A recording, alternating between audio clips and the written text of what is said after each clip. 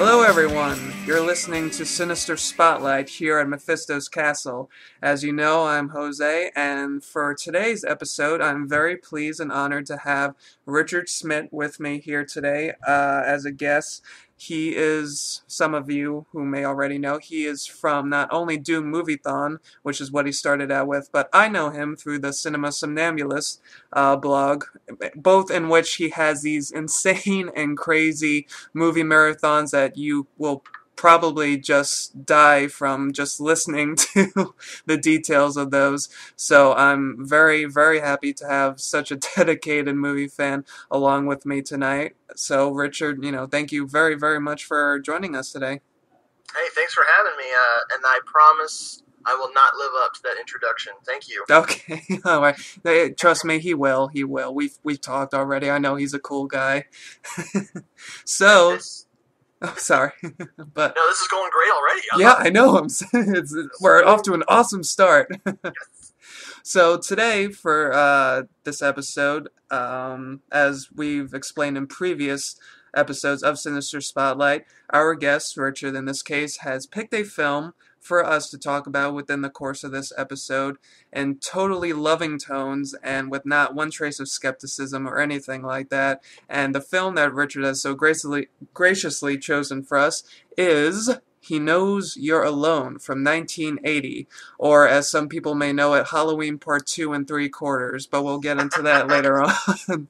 So, Richard, to kind of get us started off, I wanted to ask you, can you give us kind of a rundown of what this movie is? We know it's a slasher so far, but what exactly is going on in this crazy little story here? Well, this crazy little thing called love, or He Knows You're Alone. The movie begins with a sexy, sexy couple. And by sexy, I mean only one of them has a unibrow. Guess which one? I hope it's the girl. No. Oh, man, it's the guy. They're in the backseat of a car making out, and, of course, she hears a strange noise outside.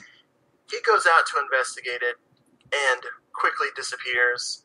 She hears this clicking sound. Click, click, click, click, click, click. So she gets out of the car, and the killer is there. This really goofy-looking dude with a his pantyhose over his head. Yes, with pantyhose over his head, because that's just the perfect look when you're trying to intimidate somebody. It's all the rage this season. I'm terrified. Are those control top? And then so she sees that. OMG, it's her boyfriend hanging upside down, and his ring, his high school ring, which he didn't even give her already. What? What a jerk. Douche. And it's tapping up against the glass. She screams, and it's a big fake out. This is just a movie that is being projected on a screen. The movie is actually the people watching this movie in the theater. So we got levels of reality going on here. Well, you slow down. You're losing me. Sorry, too meta. Right? Whoa, take it easy, man. There's two young ladies watching the movie, and of course, a real killer shows up and proceeds to stab one of them to death. And we cut to a scene where the cops have arrived, and we are introduced to Detective Gamble, who has been chasing this killer who only goes after brides-to-be. And I'm like losing my place here. Oh, that's Forgive cool. me. It's all right. Whoa. We'll just have some incidental music. Nice. So then we meet Amy Jensen, who is about to get hitched. She is wishing her boyfriend and his chums off to the bachelor party, where they're going to party down with beer and porno tapes, and apparently some loose women are going to show up. They didn't call them hookers or strippers. They just indicated that, these were some trashy chicks coming to party down. And party hard. Amy is joined by her two friends, Nancy and Joyce, and we'll get to them later. Yes, we will. So, of course, the killer, he can sniff out those brides-to-be and has come to town and is hot on Amy's heels. He is always there, watching her creepily, Michael Myers-ally. And he even stalks her in the ice cream shop, which I like. Yeah, that's dedication. Exactly. He goes after her friends first for some reason. Yeah, I did find that strange. They're not getting married, but hey, Yeah. they're somehow in his way, you know. Somehow, it doesn't really matter. So her friends are getting offed, and the one thing leads to another, and we end up with a big chase scene. Oh snap, I almost forgot the most important character of all time, Marvin. Yes, Marvin. Part of the problem is that Amy's going to marry Phil, the D-bag, all you really know about this guy is he's going to have a really trashy bachelor party, and he doesn't wear a shirt very often. Totally charming. Beautiful man. Oh, yes. Marvin is her ex-boyfriend. They had some falling out. It's not really clear. He went away for a summer, came back, and she's like, I'm with Phil now. So, Marvin is trying to get her back, and she is kind of starting to have second thoughts, and Marvin is a real charmer. He works at the morgue, and of course, we all know that ladies love dudes who work in mortuaries and stuff. For sure. Mm-hmm. And one thing leads to another. Killer's chasing her. Instead of going to, I don't know, the police station, no, she decides to head straight to the morgue, to save the cops the trip, and to have Marvin help her. There's a big showdown. Detective Gamble, who's been, I won't say a step behind, I'll say like 120 steps behind. 121. He shows up, showdown, and next thing you know, they catch the killer, and it's Amy's turn to get married. Dun dun dun. We'll leave the rest to your imagination until at a later point in the episode. But that was a very comprehensive look into the movie. Maybe even more than it possibly deserved, which some people might say to you. But believe it or not, for all it's worth, I actually enjoyed the movie quite a bit, and I don't consider myself a huge fan of 80s slashers to begin with, at least not as much as some other people out there, but I enjoyed it quite a lot, personally. It's a movie that I honestly think shouldn't be this watchable, because I've seen it, I'm guessing, maybe around 5 or 6 times over the years, and it gets better every time, and yeah. It's just, no, wait, I guess maybe like 6.423 times. I had some issues with the audio commentary, but we'll talk about that later. Oh, yeah. We can't go without mentioning that for sure. Mm-hmm. But, you mentioned that this is obviously a movie you've been acquainted with for some time now, and as you say, it's one that kind of grows on you as time goes on. How did you first come into contact with He Knows You're Alone? What was your first time like? Was it the same as viewings of it now? I was in Suncoast Video, rest in peace to the Suncoast Videos. If anyone still has one of those places, then cherish it. I think they all became FYEs, and of course, because people are hating on DVD, FYEs are disappearing. They are disappearing. New word. I was, of course, rummaging through the horror selection, and there I saw He Knows You're Alone. The cover looked great. I'd never heard of this movie before, and it was $6.99 or $7.99, so it was just a match made in heaven. Yeah. And I brought it home, put it on, and discovered this great little movie it just charmed my damn pants off. Yeah. I was lucky I was wearing multiple pairs of pants. But For those around you, anyway. I'm wearing 2 pairs of pants, 15 shirts, and a parka right now in case the episode gets too crazy. Oh yeah, I probably should have prepared the same. I just got a little jacket on here, so we'll see where the evening takes us. Oh, sorry. Just for all you curious listeners out there. What are you wearing when you record the show? Well, if I may be so frank, but I'm Jose, so I won't be.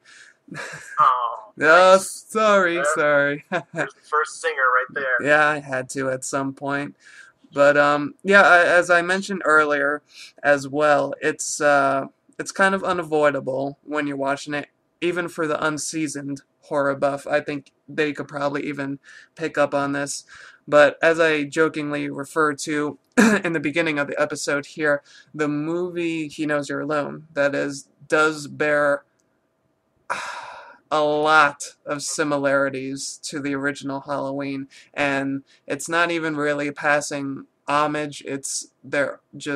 I could list so many things that this movie carries from Carpenter's movie. It's really, it just blows your mind to be quite honest, what a blatant ripoff it is, and yet still somehow it manages to be its own entity in a weird way.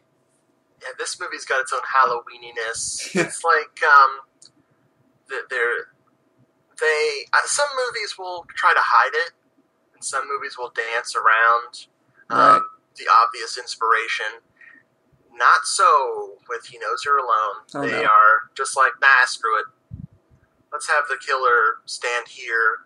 Let's have this type of shot. Let's just roll with it because everyone's gonna know what we're doing here. And yeah, it's still a unique little film despite its tendencies to rely on convention. Which, okay, I was gonna talk about that audio commentary, but I'm gonna hold off again. The audio commentary has poisoned my mind. It's just like a looming shadow in the distance. It's threatening us. It's a coming. It's like the terrible rapture. Yes, the rapture that will be upon us too soon. Yeah, unfortunately, by the time this episode probably airs, that'll be, if we're alive, that is, it'll probably be a poorly outdated joke, but for the benefit of at least just us two, it's really funny. I'm not going to be able to sleep tonight. But, yeah, just like you mentioned, it's just there are so many things. Like, one of the things that just really took me back about the movie was the flashback concerning our killer, where it shows, in the scene it shows the killer murdering Detective Gamble's fiance right before her wedding, and just the way in the shot, I mean, everything in that scene, she's I think she's combing her hair in the mirror, she's in the second-story bedroom, and we're seeing this scene through the point of view of the killer. I mean, that just reeks of the opening scene for Halloween where Michael kills Jamie. I mean, it is just incredible how ballsy it is, almost, and just its frankness to say, hey, you know what? Yeah, we don't give a crap. We're totally going to mimic this scene, every last point of it, and yeah, you're gonna enjoy it whether you like it or not. Okay, let me explain a little something about me real quick. Oh man, cell phone interruption. No, I mean that was totally planned. That was not a cell phone that just went off. Hold on a second. Meanwhile, back of the Batcave. Son of a bitch. Okay, let me tell you something about me here. If you must. I am so cool with ripoffs. If it's something I care about, if it's something I'm into, then I do want a whole bunch of clones, because obviously I love Halloween, but I can't watch it every day Right. or, you know, very often without getting tired of it. I know some people are going to be like, you can't get tired of Halloween. You can't get tired of it. Are you crazy? You just sent John Carpenter to an early grave. What is wrong with you? I'm sorry, bro. But honestly, I really, I love slasher movies enough to where it's totally cool if they have been, and I'm putting this in quotes, influenced by what everybody considers the originator of the form. So Right. I can forgive He Knows You're Alone, and honestly, it didn't pop into my brain until a couple viewings because maybe I'm just a goof. I don't know. It wasn't instantly. It didn't. When I watched He Knows You're Alone, I didn't think of Halloween at all because Really? I think my brain's weird. But over the years, I have come to accept it. Yeah. Maybe it was self-denial at first Yeah. that was plaguing you. Maybe that was Yeah. it. It was really haunting and plaguing me. At the simultaneously, you can do both. You bring up an interesting point about that. I hadn't considered that perspective of the book before. The fact that for our sake, because I'm sure we're of a like mind here, Halloween is, for lack of a better term, perfect. But even Yeah. but even if it's perfect, like you mentioned, it at some point it just isn't possible to continuously watch it. You need something refreshing, and even though a movie such as this carries, I won't even say the basic formula, in some spots it carries the specific formula of Halloween, it's still refreshing to see it through another filmmaker's eyes, and yeah, and I guess when you think about it that way, yeah, I would be very thankful for clones too, because there would probably be only about 5 horror movies in existence if there weren't clones, I guess I should say. My favorite ripoffs of all time are the Exorcist ripoffs. Oh, a lot of those look hysterical, especially Oh yeah. the foreign ones. You get a lot of Yes, the those. Italian, the Spanish, and recently I discovered there was a German ripoff of it. Did you hear about I think it's the Turkish ripoff? Oh That's yes, a shot-for-shot remake, and it's on a I really... think Is it Turkish? it's Turkish. It's Okay. called like Shaitan or something like that. Something like that, I believe so. And it looks fabulous. I have not watched it. I do have a copy of it. I have not been brave enough to watch it yet. Yeah. Because I kind of want to do a movie-thon. There you go. Just nothing but the ripoffs. I would do the sequels to The Exorcist. Uh-huh. And then all the ripoffs because... Which are probably of the same quality, but... Yeah, exactly. Well, at least in number 2. I don't find the original Exorcist entertaining. Yeah. I think it's amazing. Right. And I love that movie. There's scenes in that movie that will be forever etched on the horror movie culture's brain forever. Right. And I just can't sit down and have a blast with it because it's so disturbing. There's scenes in that movie that I turn into an 8-year-old and I can barely look at the screen. There's just so much menace to it. So why not watch the pop culture version of it? Like yeah, exactly. Like Beyond the Door. Uh-huh. And there's the Antichrist, I think. I love the Antichrist. Yeah. I love because what's more sexy than a grown woman possessed by the devil, right? Yeah, exactly. That's all I could think of was like the producers were like, well, we love The Exorcist, but she's not hot enough. I want to see a fully developed woman go through this, and we'll have a scene where she seems to do something horrible to a goat. I think I saw that on the internet. hey, it was a satanic ritual. It was totally cool. Okay, yeah. Everybody in college does it. Well, if it was satanic, then we'll give it a pass. Pass. But yeah, those are my favorite ripoffs right there. Just, the best. That would be a very interesting movie-thon to see for sure. I would definitely look forward to seeing that either on the blog or the site there. So yeah, you definitely got my approval for something like that in the future. Jose stamp of approval. But Someone's gonna throw up a toad. That's all I'm saying. but getting back to this one movie that we were talking about. This other Oh ripoff. yeah, He Knows You're Alone. That's right. Oh yeah. um, Getting back to that one. Something surprising though that I found while watching it was you mentioned it uh, in your summary of the movie, the character of Marvin. Now, for those of you who still are a little unclear as to just what type of guy this is, Marvin, for those of you who have seen a lot of 80s slasher, you'll be very familiar with this type of character. Marvin is the cheeseball prankster character, and usually when you see that type of person in a slasher movie of all things, they usually meet a messy death to the pleasure of everybody watching the movie because they're usually just such terrible, cheesy characters. But Marvin, on the other hand, not only is he basically the hero in our piece here, which is kind of unlikely in a slasher movie that a guy ends up living as well and of being some use. Marvin is really charming and kind of endearing. I was surprised at how much I really liked the guy.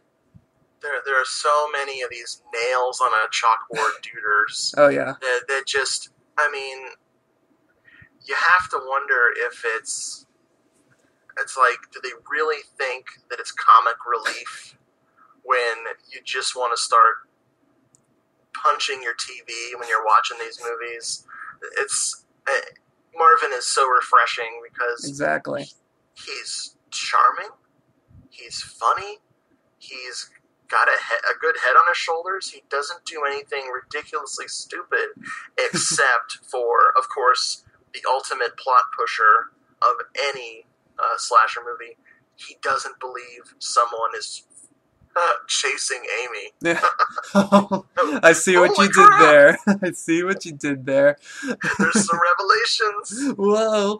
But no, yeah, you're right in all the points you bring up, and might I add, he has a wonderful head of hair, this gorgeous feathery red afro, which has to be seen to be really This appreciated. beautiful perm and sideburns. It's Man. just gives me chills, gives me I, chills. I, I literally took a screenshot, printed it out, went to my hairdresser and said, Give me the Marvin.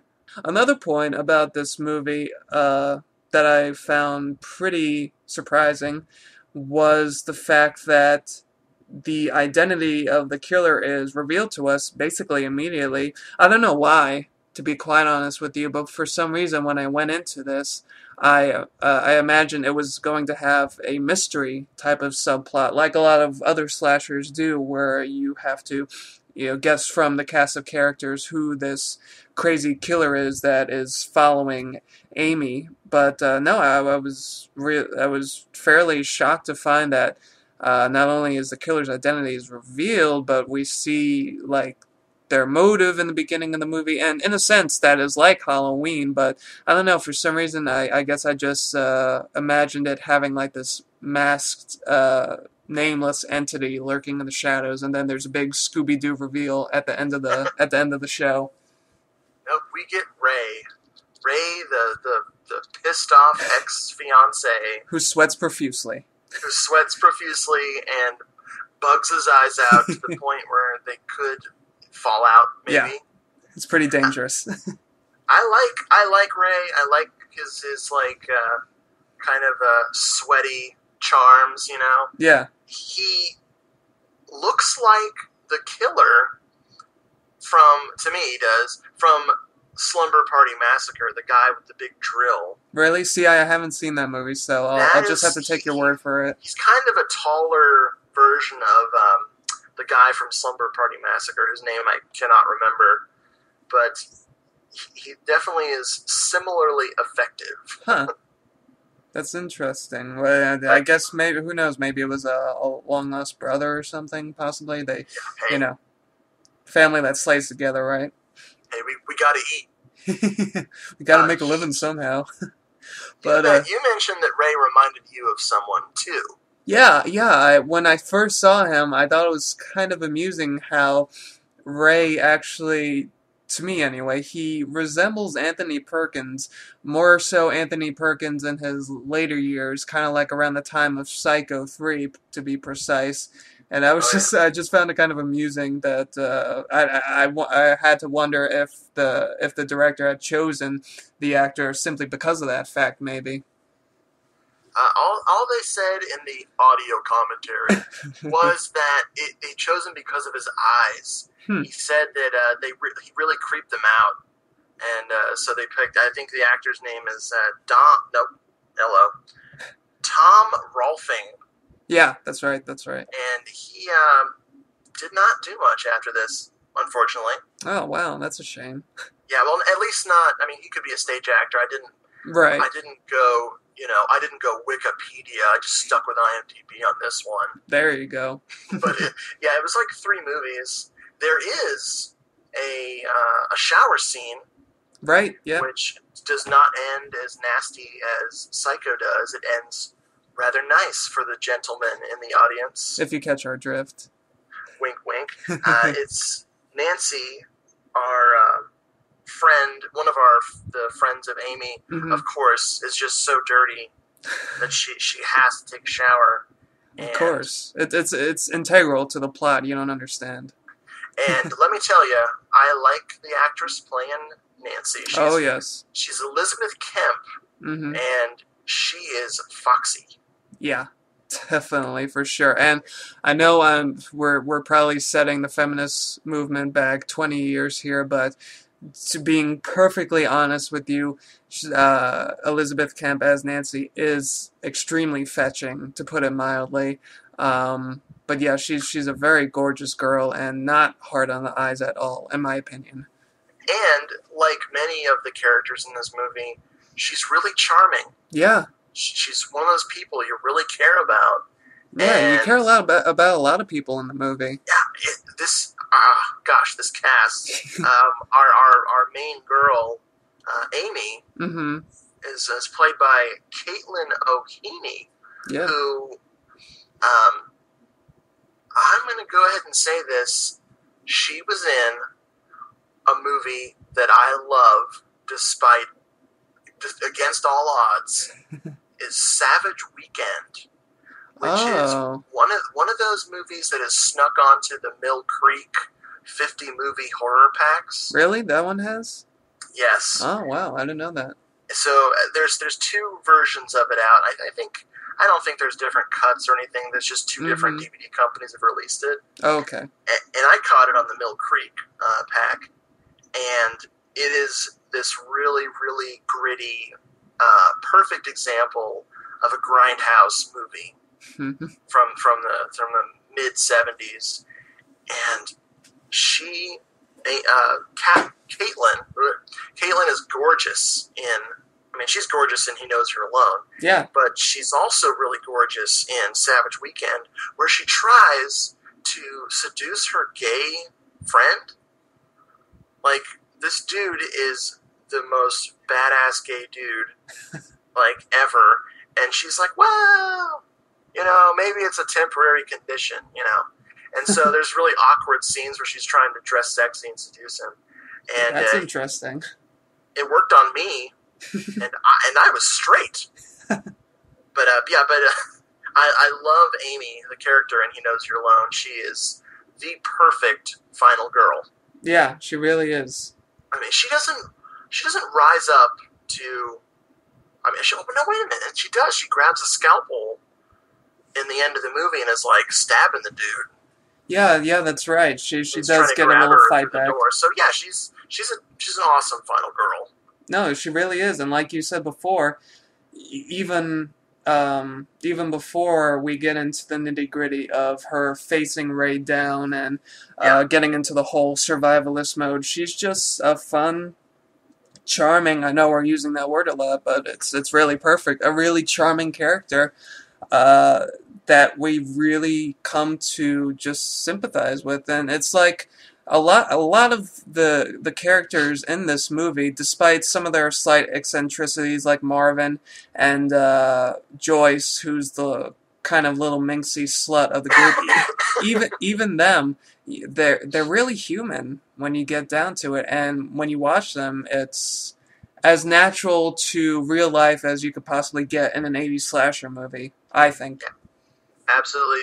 The thing about Amy's friends, Joyce and Nancy, excuse me, Yeah. about Joyce and Nancy is that they're not cookie cutter black and white characters. No, yeah, not at all.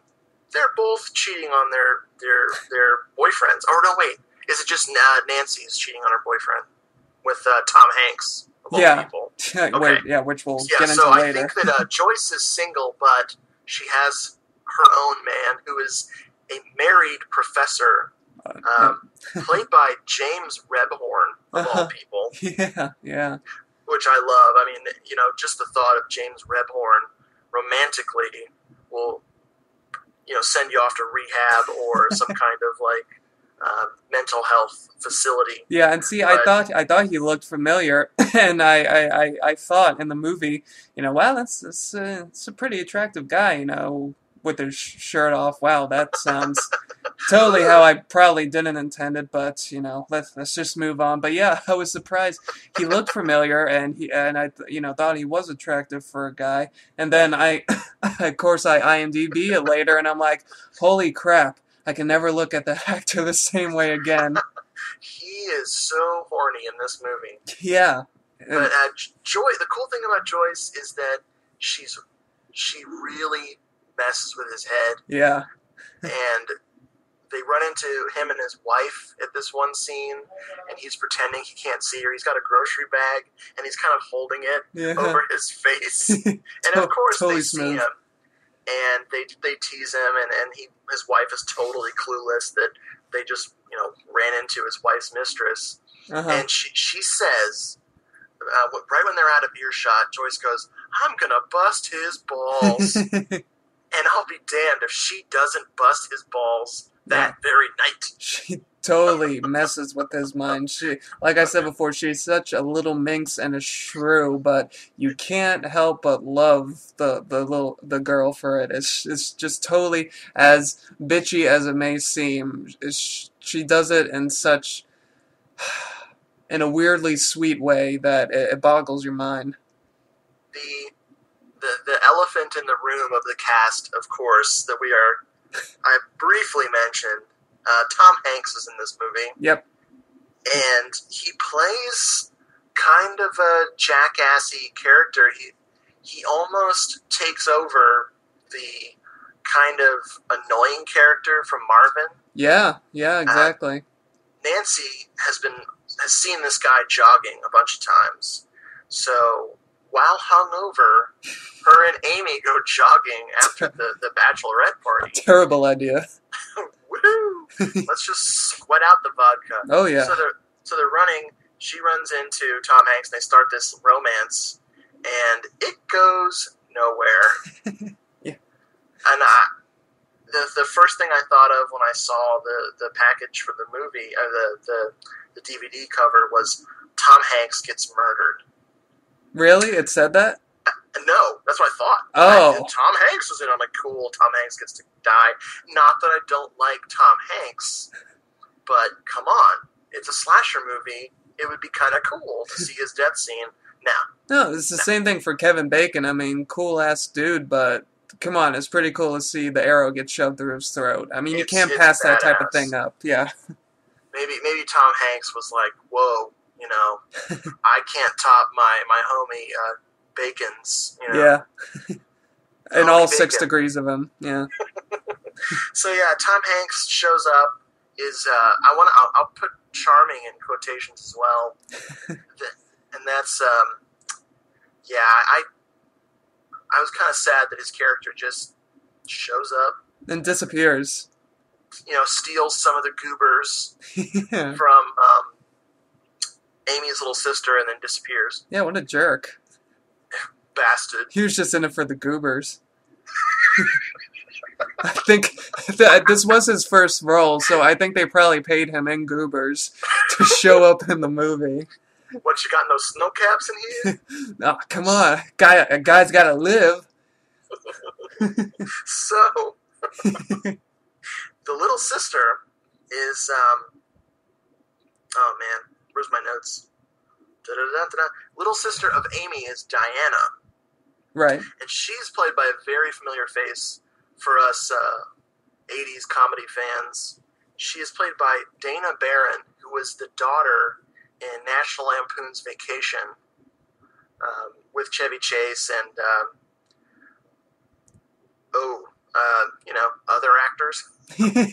Whoops. Those other people that happen really to be in the this movie. movie as the little sister. She's not too annoying. She's just kind of cool. She shares her goobers. Yeah. Or, at least she doesn't complain when Tom Hanks steals them anyway. I just want to say the word goobers again. It's just, we're going to fill the rest of this episode by saying nothing but goobers over and over again. And if you don't like it, just consider it a piece of absurdist theater and you'll get over it. Goobers! So, I really like some of the... I guess I like all of the cast. Forget some of them. Yeah. It's a really solid cast. I think the only person amongst our players that might slightly be how can I phrase this? That might slightly come off as unintentionally comical is the aforementioned Detective Gamble, who is the stereotype of 70s cop on the edge, complete with awesome fantastic mustache. Oh yeah, I am now sporting a mustache, and I'm proud to say that it is inspired by Detective Gamble. This one's for you. This one's for you. The Duder is played by Lewis Arlt, and which is an awesome name. I was Lewis Arlt. I was mixing him up with Michael Paré, who, if I just keep going back to the 80s, like I was there. You think I grew up there or something? He was in Streets of Fire. That's who Michael Paré is. Okay. And I felt kind of guilty when I was like, Lewis Arlt? Who the hell is that? and I'm not surprised that I said that. Lewis Arlt did not do a whole lot. I think he was in some soap operas, and I think he transitioned into production, like directing and stuff. Oh, okay. That's pretty cool. He is so corny. Yeah. I mean, they give him a corny-ass name, Gamble. There's a shot where he's sitting at his desk, and there's just a big old nameplate on the desk that just says, Gamble. And it's so distracting. He gets eerily happy and excited when he finds out that another bride-to-be has been killed. Yeah, disturbingly so.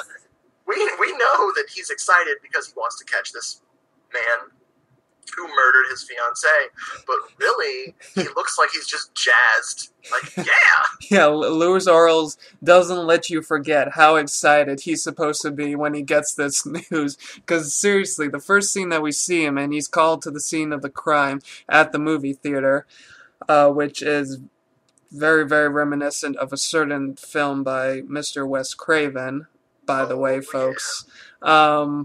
But that'll come up in the infamous audio commentary discussion. Exactly. But when he's called to this crime scene, he apparently has the sniffles and he's really sick looking, and you can tell this guy just rolled out of bed and he is just not in the mood for it right now. So naturally, the principal from the Breakfast Club comes over to him and explains to him that there may be a possible connection from this crime to the murder of his fiancée. And whereas another actor might kind of subtly give you an idea that this is a revelation to him, Lewis Arlt goes from sick, bad attitude puppy to Santa Claus on Viagra at Disneyland or something. And it is it is done so quickly. It is a complete 180 turn, and it just it's hysterical. Just the transition that he does from one stage to the next. Hey, for some cops, it's Dunkin' Donuts. For this guy, it's dead fiancés. It's just like a shot of caffeine and a Xanax. He's all perked up. Yeah, get your DOAs on the go. It reminds me, of course, you said The Breakfast Club. Right. Paul Gleason has what's funny to me is that I almost wish in some magical world, some alternate universe, that Lewis Arlt and Paul Gleason would have switched roles. Huh, I would love to have seen Detective Daly, is his name in the movie, taking on these crimes instead of Detective Gamble, just to see it. That would be pretty interesting, and I could totally see Arles as like the hard bitten, experienced guy. He's like, wait a minute, Gamble, you don't know what you're doing. You gotta settle down. You don't want this to get too crazy. And then you just see Paul Gleason flying off the edge and punching Judd Nelson in the face. It would be interesting to see. Yeah. And by the way, all of Judd Nelson's scenes were cut from this movie. So sadly. Don't look for them. Don't look for them. They don't even mention them in the audio commentary, which is a total discredit to the hard work that Judd Nelson put into this movie. So yeah, he never recovered. Yeah, he's wallowing in self-pity to this day. It's really sad. But moving on before I get emotional about it. One of the other things that this movie brought up for me, and I say that because I'm kind of talking about 70s, 80s era slashers in general here, but this movie does belong to that group, obviously. This movie, especially right in the beginning scene, and the movie within a movie that we see, it made me really miss, and this is one of the things that I do enjoy about watching, slashers from 20, 30 plus years ago. It made me miss the full orchestration type music that you hear in those movies, because they really play the hell out of those strings, and it causes, a lot of awesome tension. And I know I'm gonna sound like such an old fogey for somebody that isn't even 30 years old yet, but you hear what passes for quotations music and just all horror movies really these days, and it sounds like somebody taking their fist and punching a metal door, and for some reason that's supposed to translate into suspense. But I don't know. For me, I'm an old-fashioned kind of guy, and I just really love those beautiful orchestration pieces that you hear in movies like this. And then He Knows You're Alone. It's got a really good score as well. Yeah, the trend at the time was synthesizers. Right. And they'd mix it up and have a little piano, but a lot of these movies could not afford the orchestra treatment, so they just have any old composer work some magic with the old Moog, which I do appreciate electronic horror movie scores quite a bit. There is definitely a touch of class with He Knows You're Alone, though, and it helps make it one of the superior examples of horror music from this, especially from 1980. Yeah. No, it's like I said before, and like what you just said as well, it really just adds that little extra touch of class to these scenes that, let's be honest, just has a killer chasing around. Not in this movie, I should make it a point to say, but a killer chasing around these stupid teenagers. But when you hear that, those sweet melodies that the orchestra is able to give you, it just makes the experience that much more memorable and enjoyable. Even with the token amounts of nudity and the kind some of the cheesy little things that happen, this is still a classy movie, and it's not that gory. No. So if you're looking for body parts of flying, this is not the one. There's one gore scene. It's I'm not going to call it the best gore scene I've ever seen. No. There's like it's a little clunky. Yeah. I think they maybe should look into a different prop department when they're making severed heads. Yeah. But the movie definitely does not depend on spurting arteries or anything. You see very little blood in this one. Right. But, it doesn't matter because, for me, the atmosphere is there with this one. Exactly. And, yeah, that's exactly it because, I don't hold any type of grudges against gore or even nudity in horror movies, which unfortunately is what, and I think I'm maybe getting a little ahead of myself here when I say this, unfortunately, I would say a good amount of people, I won't say all people, but a good amount of people, ones who aren't horror fans, I should say, to them, that's what these movies are. It's just, mindless blood and nudity. And to some extent, they're kind of right, but there's something that separates a movie like this and a movie like, I don't know, I'll just use an example that I totally didn't think of before, Backwoods. For those of you who have been unfortunate enough to possibly have seen this movie, it's a little ditty that's on the Sleazy Slashers DVD pack, and if you have that, I pity you. And if you've seen it, I feel more sorry for you. But Backwoods is basically people sometimes equate a movie like Evil Dead to three friends getting together over a weekend and shooting a movie on their video camera. Until you see Backwoods, then you'll understand what that actually looks like, because that's what Backwoods is.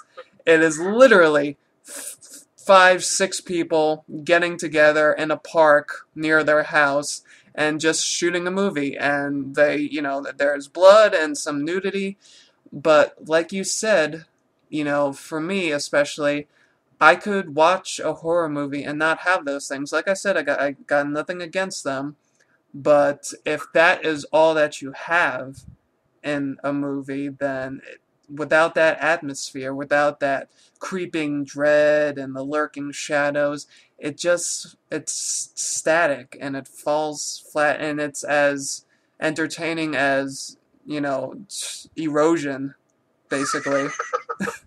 If all movies, if all horror movies were like what's on that Sleazy Slashers disc, or rather collection, then the genre would just collapse on itself, and you and I would be talking about the Music Man right now. Exactly.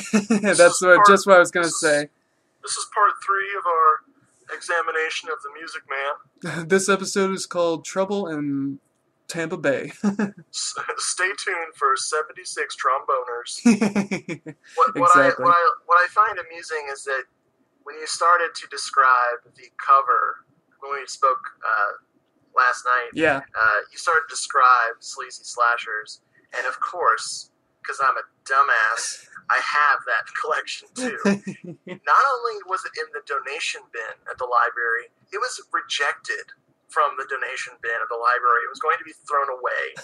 So I grabbed it, and I was like, man, this is going to be good. Yeah, that's how long the excitement lasts when it comes to that pack. I give props to the filmmakers that managed to get their films released. Yeah, which is amazing. Seriously, good job, but that's a sorry sack of movies right there. Yeah, seriously, it's just terrible. And I will say, I know we're tangenting a little bit here, but I will say, and this is as close to a podcast concerning Backwards as you will ever hear me be a part of.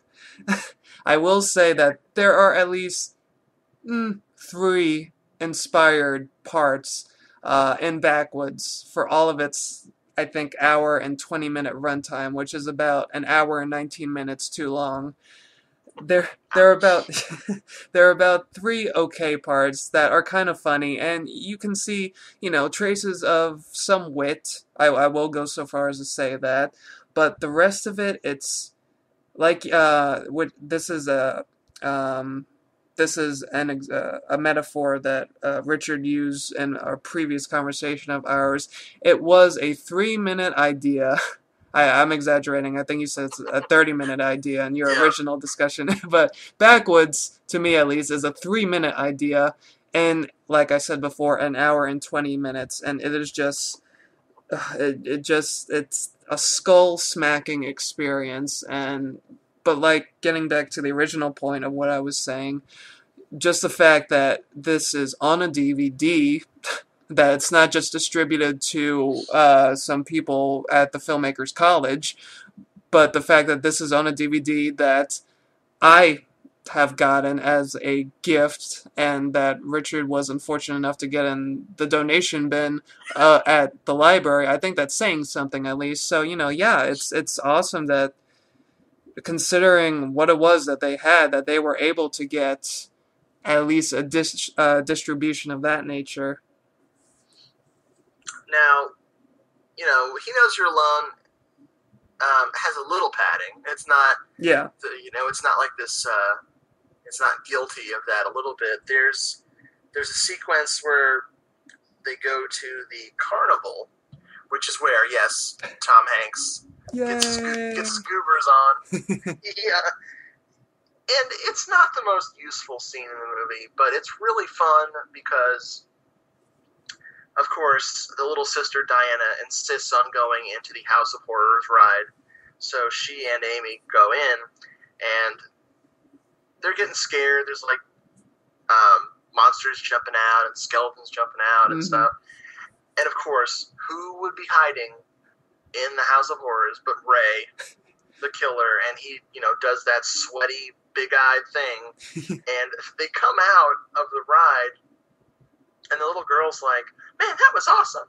And her big sister is clutching onto her, hiding her eyes. And it was, it's just little touches like that make this a really fun movie. Yeah, it makes you wonder how he got in there. It must have been really. And I also had to wonder. So I know Ray is following Amy, but if he had to probably work as hard as he probably had to get into the House of Horrors, I imagine he probably stayed in for at least a few more turns and just decided to scare some random people for the hell of it. He's like, I'm going to make the most of this experience. There could be more shots of him just stabbing brides-to-be on that ride. Yeah. Because it was a big bridal weekend, and I think the movie takes place during I'm guessing like November, December. Oh, does it? Because in they never say anything, but in the ice cream shop, there's Christmas decorations up. Oh, okay. So what's the biggest season for weddings? Winter. Right. So there's going to be a ton of just fiance type ladies who deserve death. So the movie almost comes close to being Silent Night, Deadly Night, part whatever. Oh yes. Oh man. I haven't seen Silent Night, Deadly Night. It's probably been 20 years. I don't even remember that movie. I should probably revisit that. There you go. Getting back to your infamous Moviethons. I'm sure this probably wouldn't be the most original one, but maybe you should do a Christmas horror movie marathon. Like I said, I'm sure those have been done to death, but yeah. Well, you mentioned the Christmas horror. I gotta mention my guilty pleasure from hell that I get out every Christmas, and that is the Black Christmas remake. My God, you are kidding me. I freaking love the Black Christmas remake. Wow, it's the flesh cookies, isn't it? It's everything. That movie wants you to hate it. So bad. It casts the most It's like the polar opposite of He Knows You're Alone.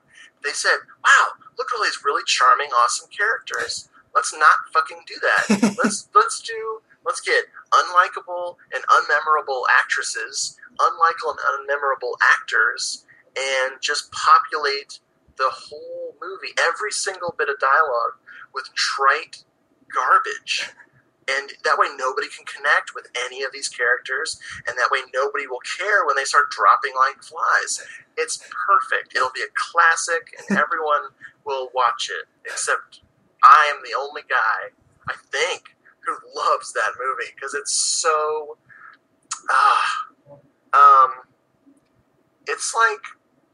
It's like fruitcake. Yeah.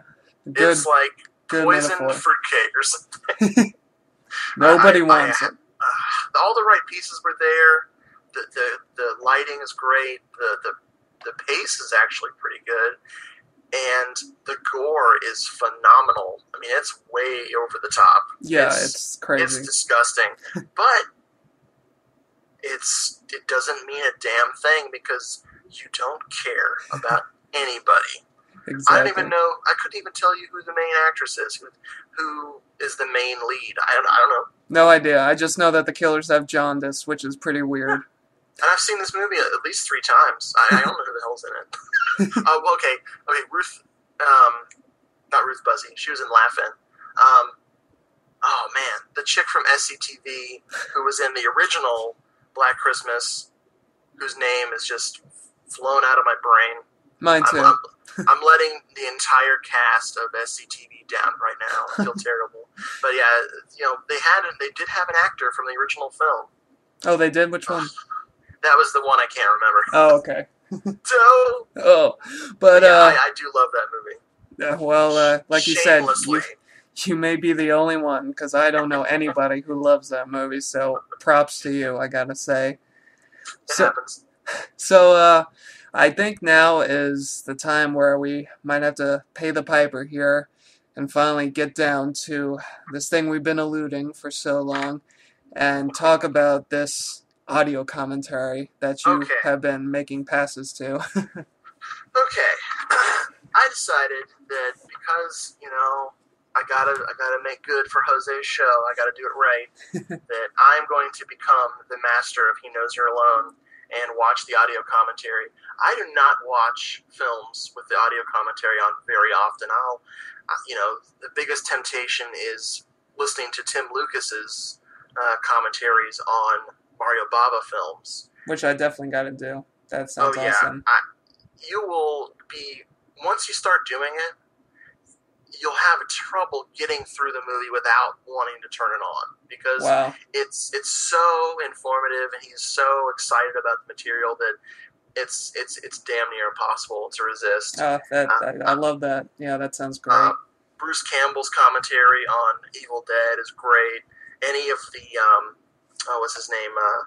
Joe Bob Briggs. He will take nice, yeah, the worst film. He will take complete garbage and turn it into gold. Those are great. So, but other than those, I really don't get around to audio commentaries very often. But I decided to delve into this one. Director Armand Mastroianni. Oh man, Mastroianni. That is an awesome name. Yeah, careful you don't hurt yourself with that one. Oh, my lip. And then the writer, Scott Parker, they do a full audio commentary of the whole movie. They don't just talk for the first 30 minutes and then, bail. Go silent for the rest of them.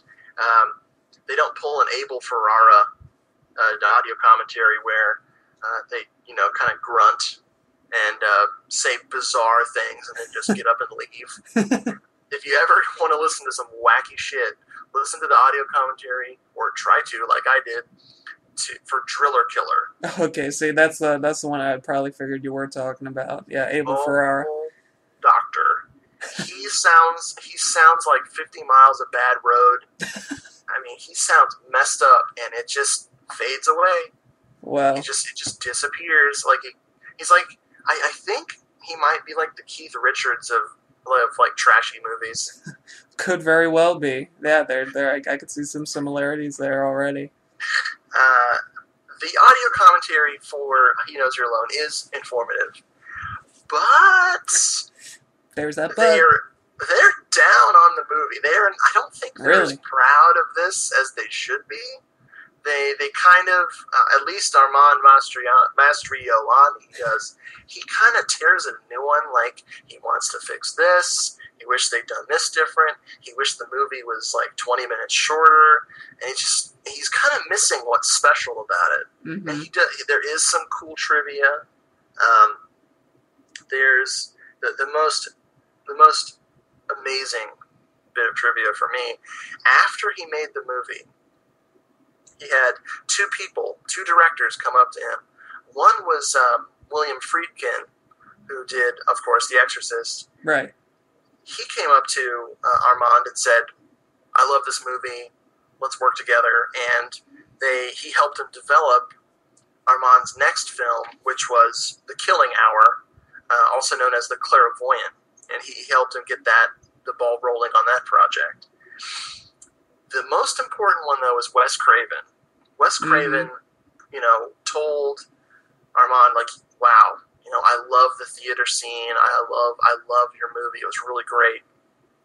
And the first thing I thought of was Scream 2, when the beginning of the movie starts in the theater where they're watching the stab movies. And I think it's Jada Pinkett Smith and Omar Epps are in the theater, and it's very reminiscent of the beginning of He Knows You're Alone. Exactly. Mm-hmm. And I thought, Wes Craven, you son of a bitch. You son of a... Yeah, and you gotta take your sunglasses off when you say that. You son of a bitch. You mad bastard. Like, it's really cool because I love the Scream movies. I was totally over the moon with Scream 4. Really? My wife and I loved it, and then I was going to write a review about it, and then I got intimidated because everybody else hated it. Really? Yeah, I don't think, and I know Scream 4 made a lot of money internationally, so rumors are there's going to be a Scream 5. Oh, wow. See, I didn't think it was that good from what I heard about it, but it seemed like, people were kind of surprised. They at least thought it didn't deserve to be hated on so much. Right. It definitely didn't suck. I love Scream. Just the whole series is a lot of fun. When I was during the dark days, the 90s, when I kind of abandoned horror because of the Leprechaun movies. Yeah, a lot of people. Like, the endless Hellraiser sequels. Yeah, a lot of people seem to.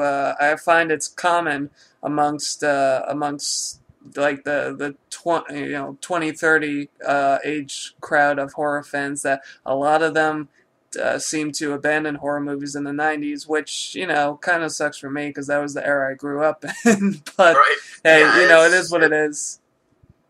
You had to really dig during the 90s to find the good stuff. And when you weren't, obsessed with it, you just didn't do it. Yeah. I was busy chasing girls and chasing ska bands, although I was chasing them for totally different reasons. Oh, okay. So I just, the 90s were, what started to wake me up out of the 90s was Jeepers Creepers. Oh, okay. Because I was in a funk about horror, I went to go see Jeepers Creepers to make fun of it.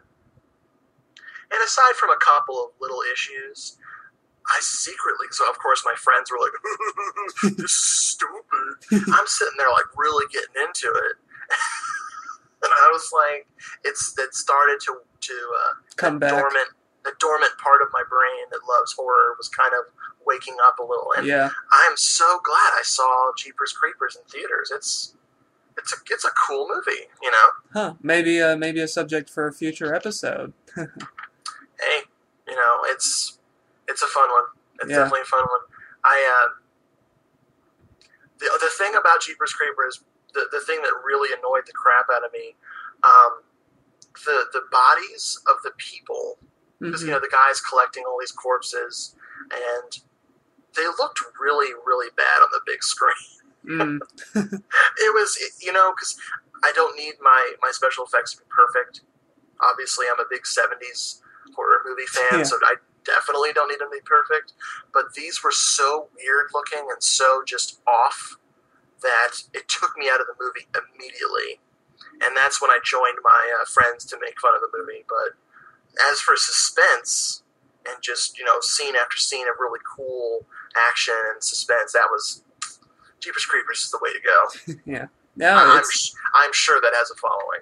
Yeah, no, it does it does seem to have it, and it seems to draw a lot of people who were kind of in a state similar to your own, where it's because in a way it's kind of a throwback to the creature features of yore, so to speak, and it meshes those type of sensibilities of this creepy monster character with fresh 20-something cast, and just some of the more modern trends, and that combination seemed to say to people, hey, contemporary horror movies aren't so bad. And I think that's my idea of what the formula is that works for that particular movie.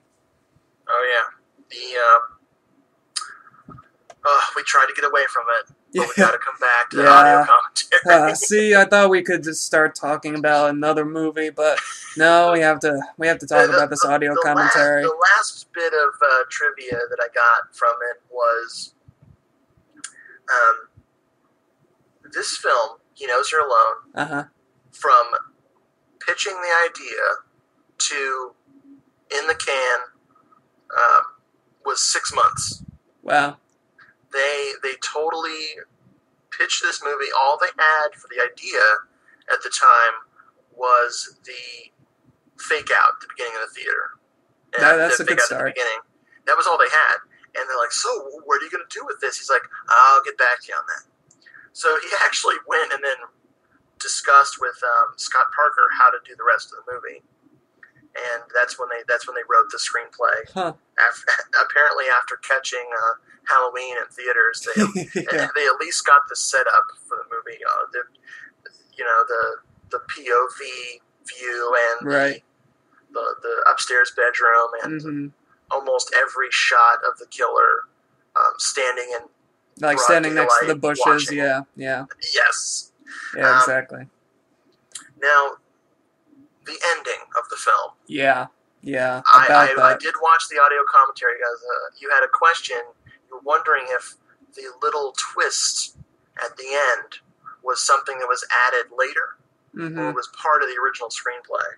Yeah, because I won't go into the details about it, just to, for the benefit of those of you listening, just so I don't spoil it, basically. But the ending, and there are a few 80s slasher movies that seem to kind of have this ending, and it's possibly for the same purpose as Richard will go into here, but the ending has that feeling of last minute idea and quick, we need to do this because we need to open up the possibility for a sequel. That's what it seemed like to me. So what did you find out in your investigation?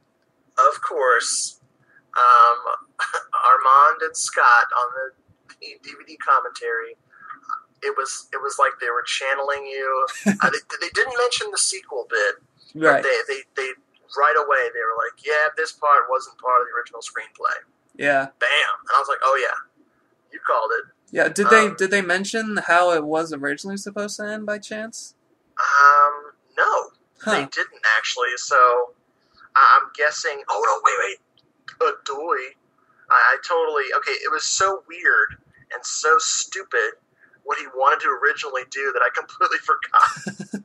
Maybe it was better that you forgot then. Because this is going to sound like I'm making it up, but I swear to you.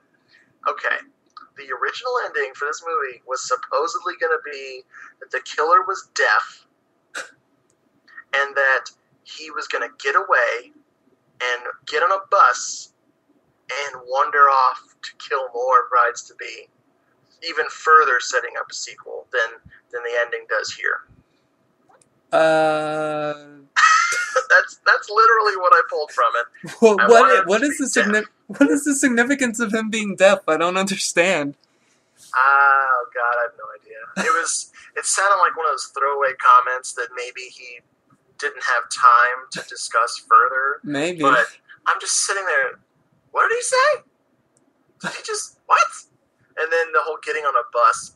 I was like, oh yeah. Which reminds me, of course, of the infamous man in black who gets off the bus Ah, in Halloween 6. yeah. Which I admit, right now, I have never seen. Oh, you never seen Halloween 6? I have read so much about that movie. There's a book called Legacy of Blood by, hey, I can look up my bookshelves here. All right. By Jim Harper. That is my favorite book on slasher movies ever. And he goes into the Halloween series pretty deeply. And he just goes off on Halloween 6, if I recall correctly. And he just talks about this strange figure that gets off a bus that's been hunting Michael Myers. No, they never developed the character. Yeah, it's really weird because you've seen Halloween 5, right? Oh yeah. Yeah, because he's right at the end of that movie. Like he shoots up the whole sheriff's office, and I guess sets Michael free. So I'm not sure if he's hunting Michael Myers. It seems like I think what it is, if I'm not mistaken, if I'm not mistaken, in Halloween 6, which I only saw once myself, like when I was in middle school, I think he's part of some cult of some kind, some weird ass Celtic cult. And Michael is some type of weird ass supernatural emissary of said cult. It's really weird, and it's actually kind of interesting. But yeah, I remember the movie not being all that wonderful, to put it in a nice way. Those damn druids. I know, right? God, always ruining people's fun. I know, they don't use electricity. They're always like churning butter. God. Oh, wait. Those are the Amish. Yeah, those are the Amish. You've been listening to too much Weird Al. Oh, yes. I don't think that's even possible. No, probably not. You never listen to too much Weird Al. That's... To wrap up this audio commentary debacle, yeah, is they just don't see how special the movie is anymore. We're talking about, we're sitting here discussing a movie that was made 31 years ago. Yikes. And it's still great for me. I mean, I know that I'm going to watch this again and again and again. And this is one my wife likes too.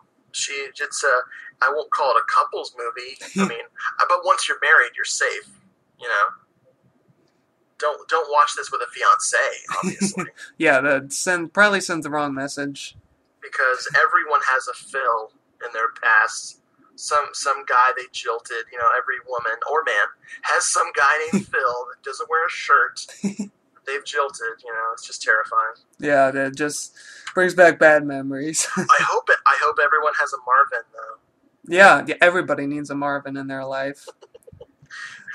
But so as we're kind of winding down to the end of the episode here, you know, we've talked about this movie more so than I think perhaps anybody has so far in the history of man, which is cool because, you know, I personally, I can't stress enough, if you're like me and you're not that huge a fan of 80s slashers, you have my personal recommendation to seek this one out, because it's not the greatest thing ever. It's obviously no Halloween. We've already covered that.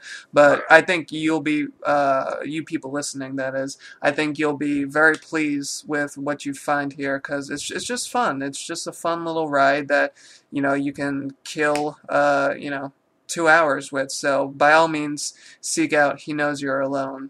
But yeah, what I wanted to end it with you, Richard, is I wanted to ask you straight out, this being the Sinister spotlight, why have you chosen He Knows You're Alone. I know you've optioned other films, and He Knows You're Alone was your last choice, so to speak. But I wanted to ask you, why are you putting the spotlight on this film? Why is it special to you, and why do you think it deserves attention by others?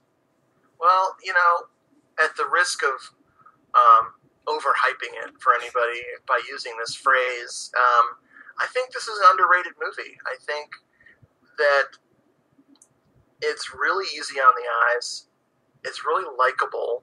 Mm-hmm. It moves damn quickly. I mean, I think it's a 90-minute movie, and it just rolls right along. I never get bored with it. The reason I love it, though, is it really makes me nostalgic, even though I didn't see it until, like 2005 or 2004. It makes me nostalgic for those little awesome slasher movies that I caught in the middle of the night as a kid, because I used to have insomnia like a madman when I was a kid. I don't know why I'm not blessed with that now. I could sleep for like 16 hours a night for some bizarre reason. But when I was a kid, I would go to bed and never go to bed. I would lay there and just like dread going to school the next day or something. Yeah. So I'd start sneaking TV, and before my parents gave me their old TV, I had this little black and white set. Probably gave off a lot of radiation or something like that. Judging by how it turned out, and I would just turn on the Late Late Show, and there would be something magical like Tourist Trap, which I heartily recommend to any horror fan, whether you like slashers or not.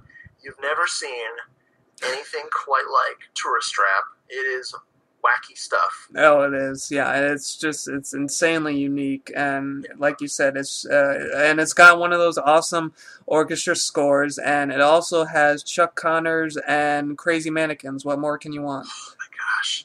Yeah, that's not to plug my own show too much, but my colleague in horror, Brad, and I were going to discuss Tourist Trap to great lengths on our show, which is called Hello, This is the Doom Show. Nice. On a future episode. So that I just how much we love Tourist Trap. Another one I caught in the middle of the night back in the day was Girls' Night Out, which is not blessed with the pacing that He Knows You're Alone is. It is a boring movie that, for me, because I love it so much, pays off. I kind of make a lot of excuses when I talk about Girls' Night Out, like, but come on, the fart jokes are great.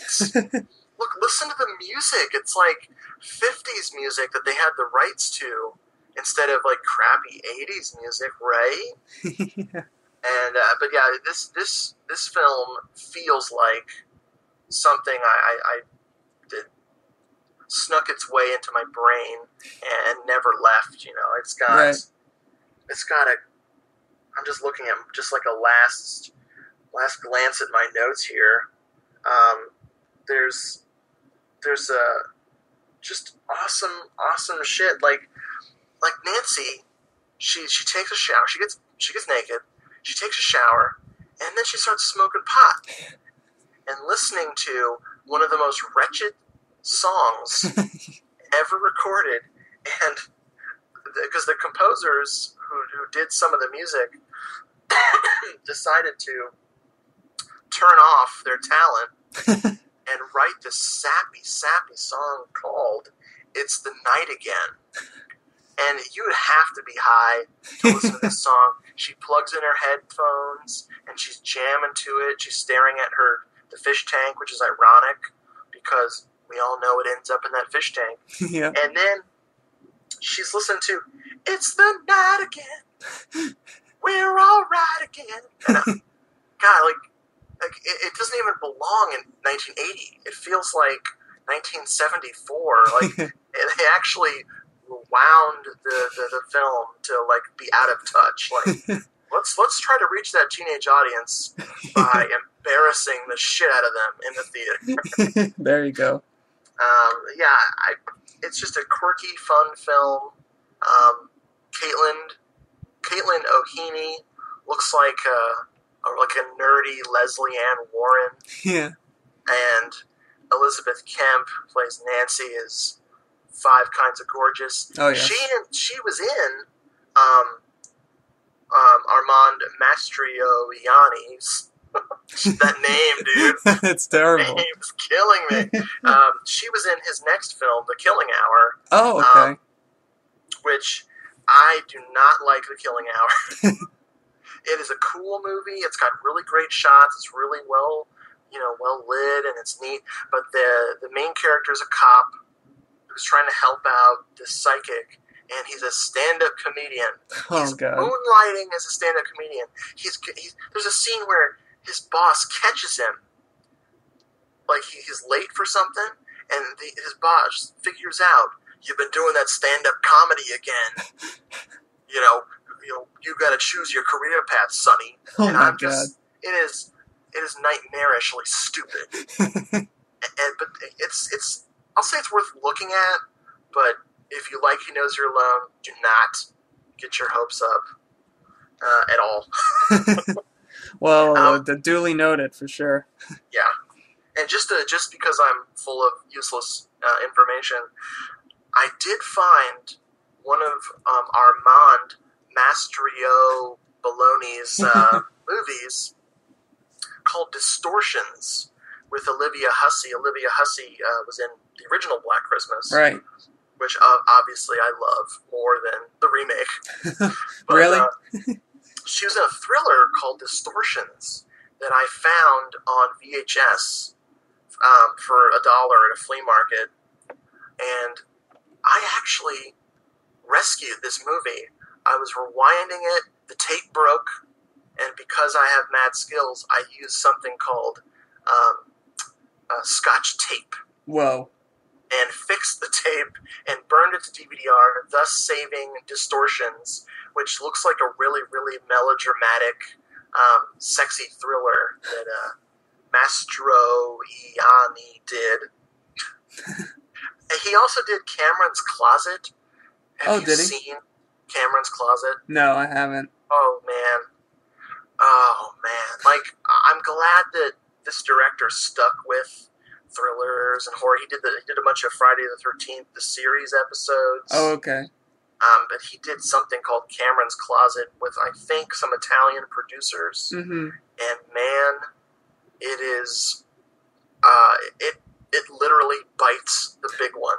I don't know what the big one is, but it bites it hard. Oh, man. And he made The Supernaturals. I'm just throwing titles.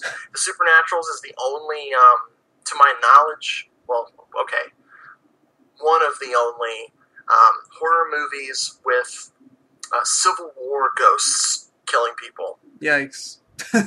Civil War zombies, if I recall it, I mean, I haven't seen Supernaturals probably since, like, I was 11 years old or something, but man, it's a tough one. Another tough one to get through. Man, I gotta seek these ones out. Yeah, Distortions I haven't watched yet, but I mean, I love that look when you capture something from VHS and burn it to DVD, forever preserve that crappy quality, you know? That's something that only true diehard fans, I think, can ever appreciate. It's so weird. Like, Lucio Fulci's Zombie is awesome, but I'll never forgive myself for getting rid of my tape. I used to have a copy of it from the old, I want to say, it might have been Magnum VHS, some blessedly awesome VHS company back in the 80s didn't cut anything and just released Zombie to the world, well, you know, to the North American world. And I copied it onto a tape, and now that I have the restored version, you know, the blues are all crystal blue, and the eyeballs are all splattery and lovingly restored, I don't think it's as scary. Yeah. As the grubby videotape where it felt like anything could happen, you know? Yeah, no, I know what you mean. You kind of lose some of that, you know, the dirty, gritty look that you mentioned. It's almost like you said, a feeling of danger. Like you just don't know what insane, filthy hands you're in. Exactly. So, in summation, He Knows You're Alone is badass, and I love it, and I highly recommend it. It's got just about everything you need for a nice slashy time. Exactly. And I couldn't have said it better myself. Like I said before, it comes with my highest recommendation, so if you have both of us loving it, then, chances are it can't be all that bad. So give it a try sometime, and I'm sure you'll definitely like what you see there. So, Richard, thank you so much for joining us for our episode today. It's been awesome, and we've covered more ground than I actually anticipated, but it's been an awesome time, and I thank you again for being with us tonight. Hey, thanks for having me. Goobers. Yeah. I should have known you would sneak that in there. It was that, or I was going to go, it's the night again. Well, on second thought, right Goobers is definitely preferable to that, so thanks. But, Goobers to you too. So thanks again, Richard. And for those of you listening, please, by all means, stop by both Doom Moviethon and Cinema Somnambulist. They're both awesome places, and you'll find some awesome, obscure stuff that you probably never heard of before.